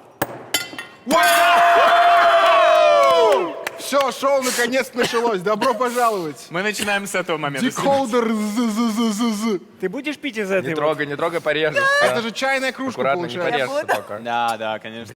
Но ты, получается, Аккуратно, получается, бокал нельзя теперь тебе поставить. Ладно, Пока не допьешь, поставить нельзя. хорошо. Он побольше налил. Итак, следующий поднос. Старикова пьет Король очень Лев мало. снял чувак, который снял Да «Железный задолбал ты человек». фильмами про музыку говорим. согласись? Шишкин. Согласен. Наконец-то тот Шишкин. самый Ну, момент. простите. Мы обсуждаем зарубежный хип-хоп. Right? Я! Correct. Это поднос, естественно, для Сэма. Как для правильно? человека, который знает Что там надо всё показать? Что ты про хочешь зарубежный сказать? хип-хоп. Что мне нравится эта тема. И сымитировать, что мне нравится. Вот так. хорошо. Он сердечко тебе показывает. Это же мне? Тебе? Всё, Не, тебе, здорово. кстати, мне правда нравишься ты, а вот тема... Тебе не нравится Ну, хип-хоп? потому что ты по Я- не Вау. слушаешь. Макс, нужно допускать музыку разных жанров в Я свою не жизнь. осуждаю, Ты даже просто царишь, меня не Тяжело не не хочешь пить включить. Я не алкоголь осуждаю. на А. съемке. Так, Я все, наоборот погнали. рад буду, если Слушаем, ты слушаем сейчас Сэма. что-то мне Слушаем продашь, Сэма. Все, мы слушаем Сэма и молчим, да? Алиса, девочка минут. моя, поставь таймер на 5 минут. Девочка моя, я по тебе скучаю. Это кто? Это не такой текст. Крошка, что-то крошка моя, я по тебе скучаю, я ты тебя... далеко. Но Письма там не письма не получаю, получаю, ты далеко, но и даже не скучаешь. Но я вернусь, вернусь, и Ты ты... узнай, Что с я Новым годом! Кровь из ушей Что я людей, кто- далеко от тебя. Дамы и господа, мальчики и девочки, Макс, какой мне начинать? Не, не смотри, выбирай. Ты понимаешь, что Давай, они слови любовь эфир, Да, брат, да, да, слови да, да. эфир. То справа второй. Справа от тебя или от меня? От тебя. Справа от меня второй. Макс Шишкин выбрал самое странное, что есть на этом подносе. Андрей Андрей 3000 3000 на не флейте, любовь. джазист. Я читал про это. Он не был джазистом. Он не был джазистом. А я читал про это, что там огромное джазовый количество альбом. разных флейт участвуют. Я тебе говорю, я шарю. Я говорю тебе, я разбираюсь в Так, музыке. принесите воды, я заебался. Официально Андрей теперь флейтист и джазист. Джазист. Он Лиза, Джазмен, это же я бы Лиза, сказал. правильно? Лизо. Лизо, да. Короче, этот альбом — это история того, когда ты уже легенда хип-хопа. Андрей 3000 из группы Outkast. Outkast — это первая группа из юга США, которая получила премию The Source, если не ошибаюсь, или это был Soul Train. Короче, это первая группа, которая прям заявила с юга, и они считаются абсолютными легендами. Если теперь, Макс, ты не особо любишь рэп, Ну, я миссис Джексон помню. вот, но тебе sorry, нравится Miss такой, Jackson. типа, красивый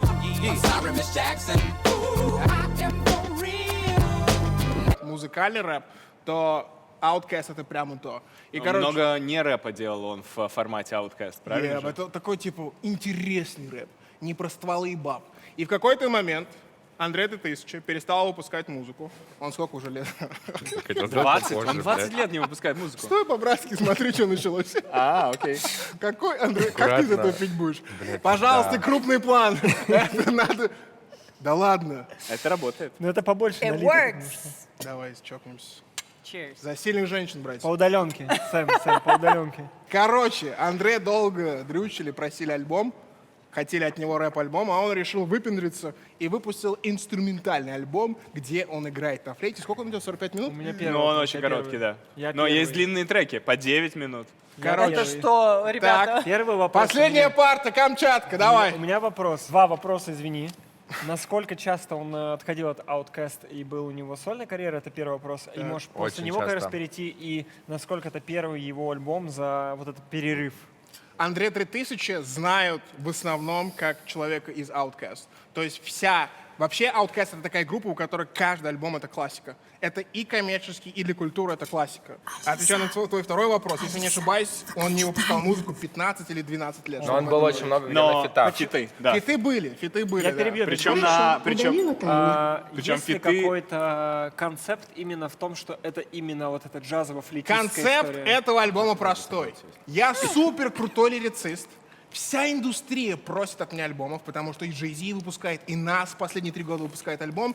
И он такой, блин, что бы мне сделать, чтобы показать, что я Андрей 3000? Выпущу-ка я альбом с флейтой, и все схавают. А там есть лирика вообще? Или А, нет? есть, есть. Разве есть лирика? Конечно, Или это есть. инструментал? Лирика Лирицist. есть в названиях Это альбомов. Лирицист, Или это- почему? Лирика есть в названиях альбомов. Или это из- Георгий. Скажите, пожалуйста, Да. а как... Осаночку. Супер. Сэм, а как по-батюшке? Самуил Сильвестрович для вас. Как? Самуил Сильвестрович. Сильвестрович. Самуил Сильвестрович, Сильвестрович, да. скажите, пожалуйста, а вот эта вот история про то, что он последний год появлялся везде, на улицах с флейтой, все его снимали, выкладывали эти видосы, как ты думаешь, это типа, что это что, прикол, это промо? 100%. Да? Это Ничего история себе того, чтобы... прошаренность. Мне кажется, что это история эго. Когда ты настолько крутой, если бы он, наверное, выпустил просто рэп-альбом, все бы сравнили его с Насом, который 3 года просто выносит всех. И он такой, как бы мне удивить, как бы мне сделать что-то необычное, и он выпускает этот альбом. Разочарование лютейшее. Андре, супер, ты флексанул. Теперь мы ждем от тебя Просто рэп. это самые смешные рилзы с хип-хоперами, которые такие: о, Андрей 3000 выпустил альбом, давай слушать. Там. Нас выпустил альбом и всех разъебал. Нас — это легенда. Это легендарнейший рэпер. В 2018 году он выпускает альбом вместе с Канье, и все... Один из самых главных минусов Наса в том, что он не умеет выбирать биты и музыку. И вдруг все такие, йоу, Канье и Нас выпускает альбом, это будет мясо. Этот альбом никому не нравится. Нас пропадает на 2 года, находит продюсера, хит-боя, и выпускает в 2020 году King's Disease. И после этого, в течение этих 3 лет, он выпустил уже 5 альбомов, и первый альбом — это первый альбом Наса, который взял Грэмми. То есть Нас, он сейчас будто бы нашел второе дыхание и просто возвращается. И те, кто легенды сейчас, они смотрят на Нас и думают, блин, как бы мне ответить? И Андрей решил выпендриться. Я уверен, что То есть из вот этой старой школы нас один из многих, кто трушно вернулся. Трушный Просто камбэк. он разнес всех. Это, кстати, Самуил кстати, Сильвестрович. новое Да. шоу Рэп Декодерс. Мы просто задаем вопросы сами. Да. Как ты думаешь, может быть, он просто типа подписался с кем-то и решил просто срубить бабла, и как сделал С Брэндом Фрэнк Оушен, Флейт, просто, да? блядь, ебал альбом на похуй вообще. Накрылся и все, типа. Мне кажется, что учитывая, что каждый альбом практически Outkast — это коммерчески успешное дерьмо, мне кажется, что тут больше не вопрос денег, а эго.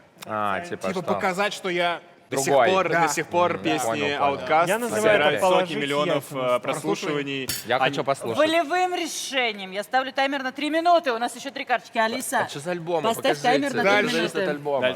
Дальше. Поставила таймер на 3 Собрались, собрались мальчики. Следующий альбом, Собрались. наверное, Я не задаю выберем... вопросов. Да ты орешь больше всех, блядь, Старикова. Ну, я не знаю ничего про остальное. Выберем JPEG Mafia и Дэнни Браун. Альбом называется Scaring the Hoes или Пугаем шлюх.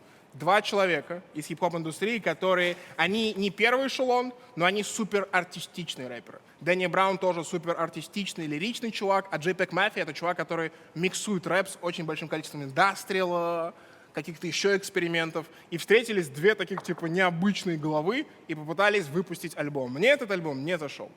Но в основном аудитории белых подростков этот альбом Почему ты с каким-то зашел пренебрежением просто люто. ты это говоришь? Можно я для скажу белых про детишек. JPEG? Можно я про JPEG Mafia скажу? Мне кажется, что его вообще слушают белые подростки. Это как и Playboy Карте. Да. Все белые дети думают, что Playboy Карте легенда, но его только вы слушайте, пацаны. Реал? Playboy обожает тебя. Но JPEG Mafia на самом деле, и вот сейчас вы видите этот стереотип. Вот ты белый Но JPEG подросток. Mafia действительно супер артистичный, он художник, он... И дальше я договорю все это. На голове это просто супер, что ты это говоришь вообще. Я в Не-не-не. восторге от того, что вот в этой части сейчас экрана происходит. Это отдельный Это перформанс. коннект, это коннект. Значит, в Playboy карте заебись сидит белый чувак в хуйне в этой, как она называется, в дураге, Дураге. блядь, в пайетку и объясняет, типа, черному, Ну, нахуй, не объясняю, где нет. рэп, Камон, блядь. камон. Давайте биф. 49 секунд. Следующий альбом — это Drake For All the Dogs. Я думаю, что Дрейка представлять не нужно. Дрейк — это главный романтик современности. Обложка Роман. охуенная. Этот альбом, на самом деле, о нем не особо много чего можно сказать, кроме одного сингла, который называется First Person Look или что-то в этом роде. First person shooter. Шутер, да. Это Дрейк и Джей Кол. Типа есть такая легенда. Алиса, стоп. Есть такая легенда, то, что в 2010-х три главных рэпера — это Кендрик Ламар, Дрейк и Джей Кол. Это типа мастодонта всего. И впервые на этом альбоме, точнее не впервые, а впервые за долгое время на этом альбоме встретились Джей Кол и Дрейк, и эта песня — это просто разнос. Все остальное в этом альбоме относительно неинтересно. Что за хуйня на обложке? Это такая история. У Дрейка он однажды переспал с порноактрисой, и она родила ему ребенка. В 2018 году это была главная просто история в рэпе. Сплетня. Все его дрочили. Пуша Ти сделал офигенный дис, и последние 5 лет Дрейк реабилитирует и свою репутацию, и репутацию своего сына. И очень круто, что вот в последние 2 года он очень часто показывает своего сына Да, Адониса. да, И точно. Адонис взял и нарисовал обложку для этого альбома. Прикольно. На самом деле обложка — это самое крутое, наверное, что есть на этом альбоме. Есть еще клип с Адонисом классный. Да, факт. Да, но обложка супер. For согласен. All the Dogs для всех, этот альбом называется «Для всех моих собак». Изначально казалось, будто бы он делает своим кентам. Но на клипе, как он First Person Shooters, да, есть офигенная сцена, феминистки меня сейчас убьют, где Дрейк едет в лифте, и там 6 собачек. Одну зовут Кейтрин, другую Как Джонни. Толкина. Да, и он говорит о том, что, йоу, для всех моих собак, на самом деле для всех моих сук. Потому что я обычно думал, что и многие думали, что это пацанская тема. Он взял и перевернул в другую сторону. Поэтому это Дрейк. Мы не успели обсудить Трэвиса Скотта «Утопию». Трэвис Скотт «Утопия». Был. Мне кажется, все слышали его? Yes. Я слышал. видел видос.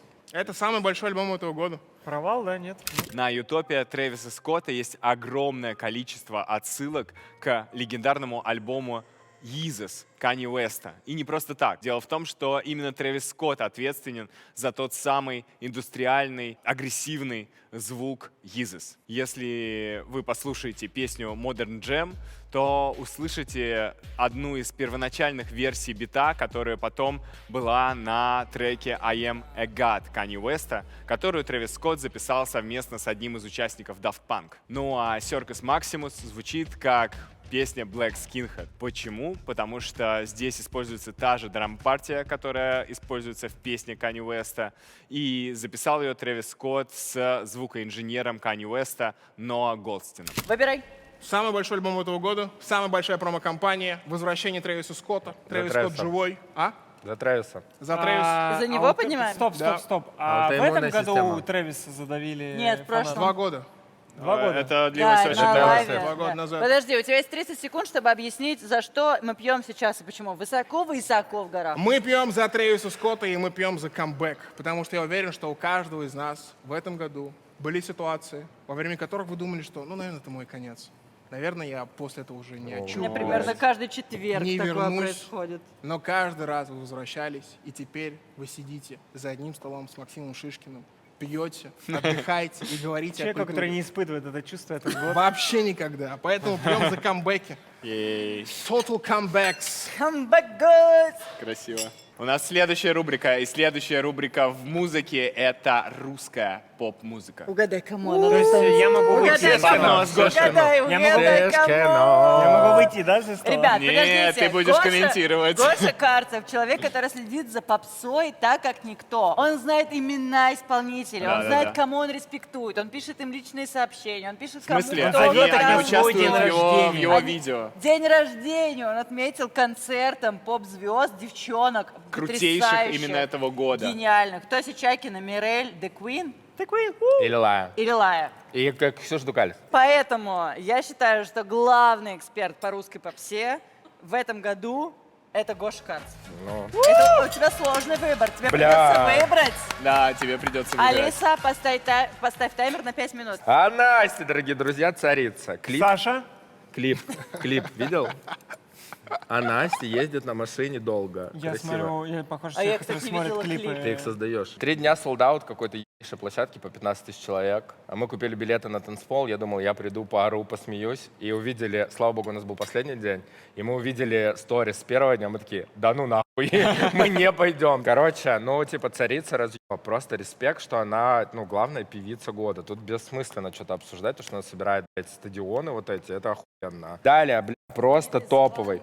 Просто охуеннейший альбом Крем-соды. Очень смешной. Рептилоид на интро, аутро, блядь, и вставках рекламных.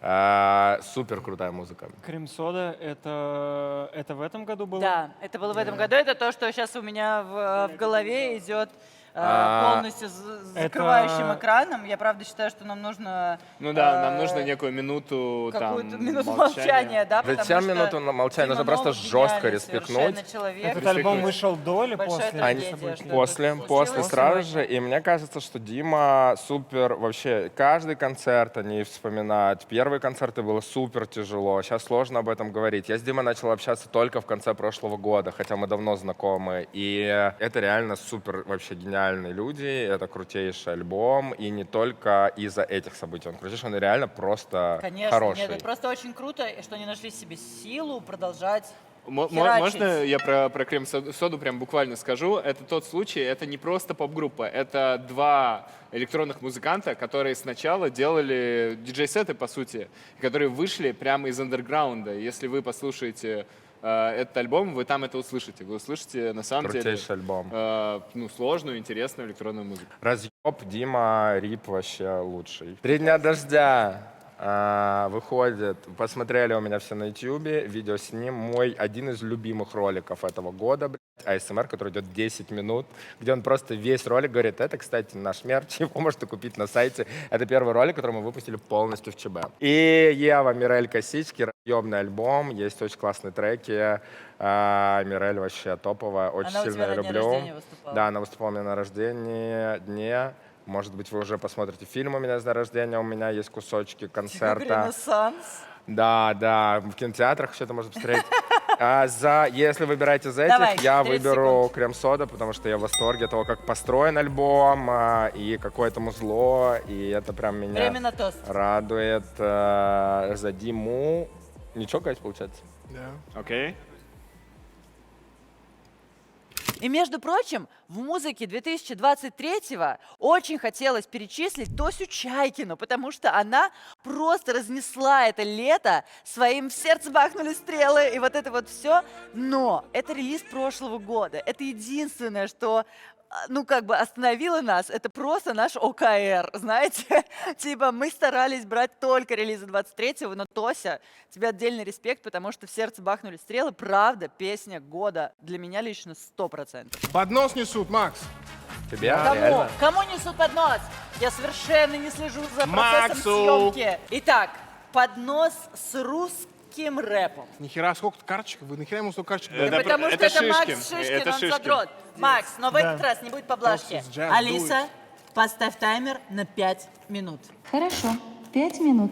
Отсчет давай. пошел. Подожди. Давай. Макс, давай за 10 секунд. Сразу за Давай, рэп. Сэм. Он Тимон говорит, я не ебу, кто это вообще. Так, пока. Сэм, Нет, Стой, показывай подожди, хотя бы. покажи, кто там. Сэм, поговорим про... Давай Ещё что-либо? поговорим. Да, про Скриптонит 7. Рассказывай. В смысле? 5 минут. Рассказывай. Сэм. Ты слушал этот альбом? Рассказывай. Скриптонит в этом году выпустил 6 альбомов. 6 альбомов. Вы угораете? Подождите, это не только Скриптонит, это группа Скриптонит еще. Да, но это 6 со с группой. Он Пожалуйста, как бы Сэм, присутствовал. рассказывай. Про что? Про Скриптонит 7. Уважаешь или нет? Отличный альбом. Это альбом года в России. Идем дальше. 100%. Токсис Just Do It. Хорошее интернет-событие. Идем Вот дальше. так. Много знал, клуб без танцев. Крутой сиквел. Мне нравится обложка. Сахарная Оджи делала? Будда, скучаю, но работаю. Что-что? Оджи Будда, скучаю, но работаю. Чё-чё-чё? Это мама реально? Да, друзья, просто это лучшая обложка, Это лучшая обложка, да. в русском хип-хопе в этом году. Это мама Да и в Оджи целом в Будда. русской музыке в этом году это лучшее, что я видел. Это мама Так, а Оджи почему Будда. ты не слышал меня? Ну, потому что ты не про обложку, ты про альбом спросил. Обложка мясо. Окей, Куок Джангл. Куок Джангл, крутой альбом. Очень крутой альбом. Вася одобряет. Джангл Куока — это тот самый большой поп-альбом, который вобрал в себя всю новую историю русскоязычной поп-музыки.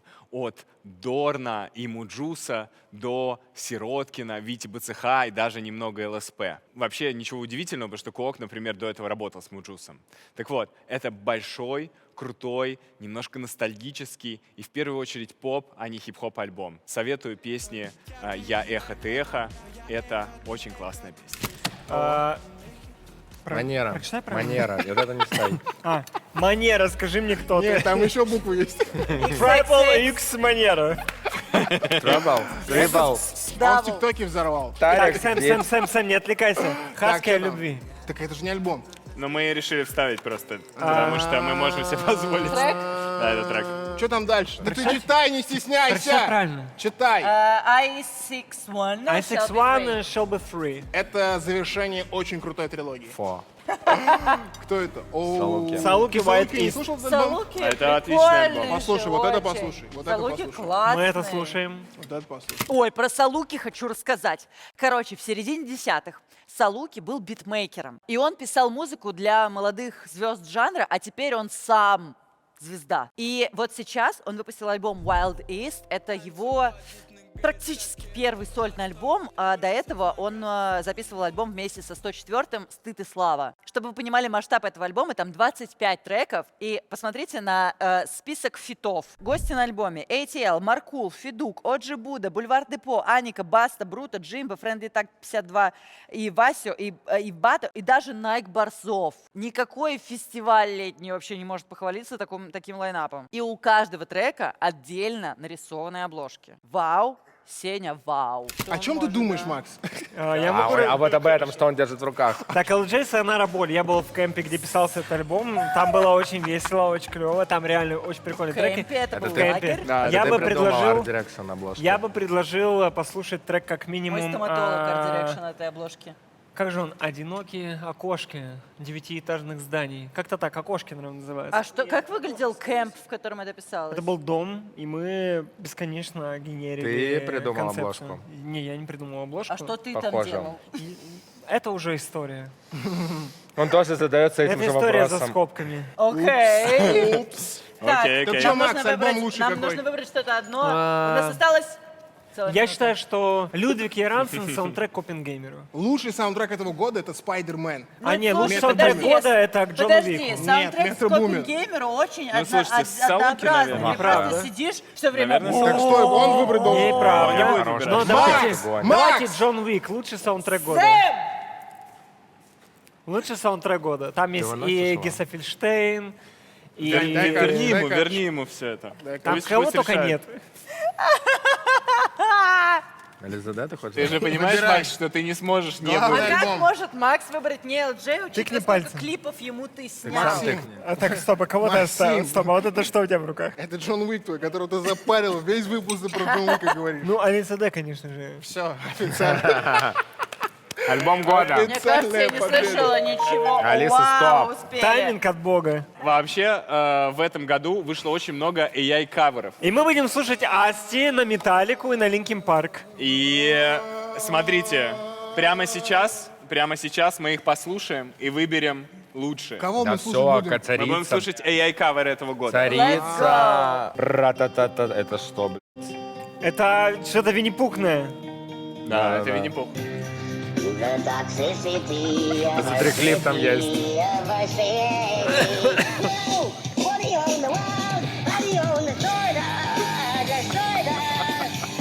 Разъеб, скажи. Скажи. Следующий, на самом деле, целый альбом, потому что это Оксимирон. Но мы не будем его слушать целый.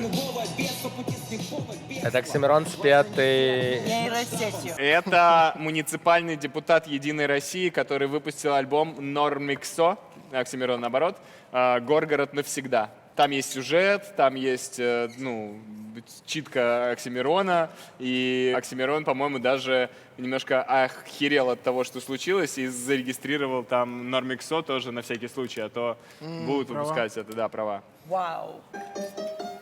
Это что за хуй? А что это А, за это хуйня? Дрейк, я не знаю Дрейк. Sorry. А, это Дрейк.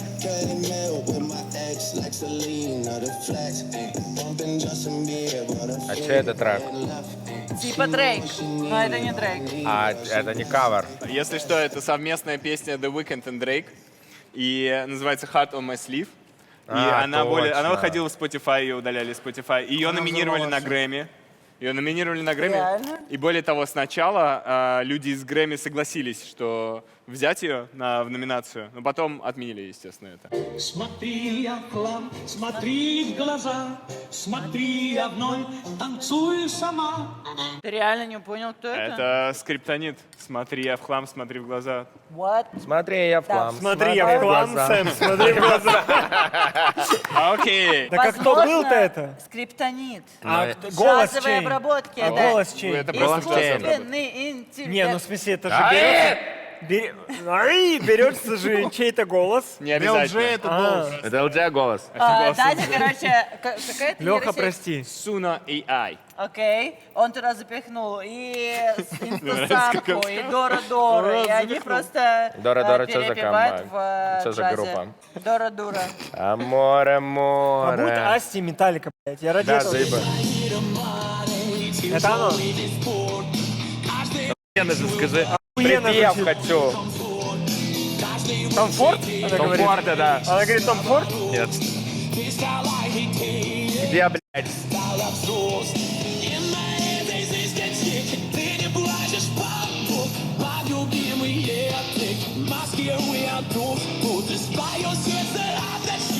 Божья коровка в ахуе где-то ползает. Вот она.